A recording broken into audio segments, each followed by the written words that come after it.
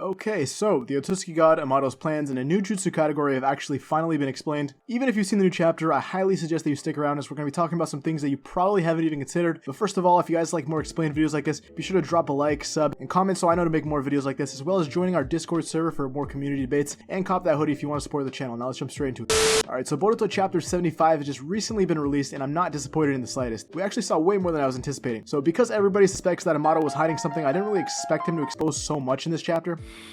But let's start off with the existence of the Otsutsuki god, right? So now, this is something that was actually initially speculated could occur by Ishiki in chapter 55, when he appears to Koden and entrusts him with the Otsutsuki will. The design of this god actually seems pretty similar to the new design of Shibai Otsutsuki. So, before I even get into the history, we see that this Otsutsuki has a Byakugan in his right eye, a Rinnegan in the center of his forehead, and his left eye is left dark. Now, I may be looking into this a little bit too much, but it could be the lack of a dojutsu, or it could be the existence of a completely new one. I mean, it could also be the Senrigan, as he has some of these abilities as well, as we're going to get into in a second. Anyways, so Shibai Otsutsuki is actually an ancient Otsutsuki who has been around for several thousands of years and successfully managed to cheat death on multiple occasions through the karmic resurrection. This repeated resurrection led to a heightened evolution, which is referred to as reaching godhood, by Amado on several occasions. Now, Ida, Daemon's, Code's, and Kawaki's abilities of the Senrigan, Reflection, Sukuna Hikona, and Daikokuten, as well as the claw marks, are all derivations of his power, as he was able to evolve into a being that was able to use all these techniques without the use of any hand signs. Amado goes on to state that he generates storms with the wave of his hand, called forth thunderbolts with just an angry roar.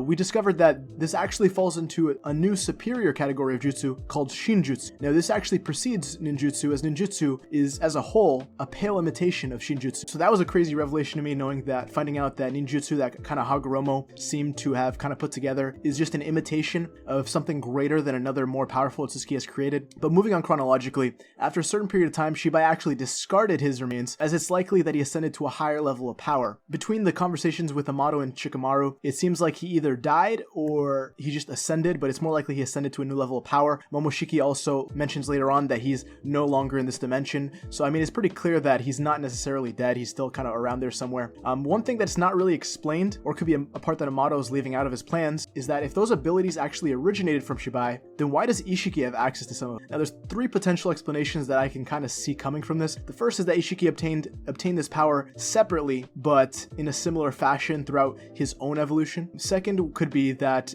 they were given to Ishiki from Shibai. And third could be correlated to Amado's backstory, that he likely fabricated parts. Now, the reason why I state this is that even Momoshiki, alongside Boruto, don't really seem to believe everything Amado's saying that some things don't really seem to line up. I mean, I could have literally told you that.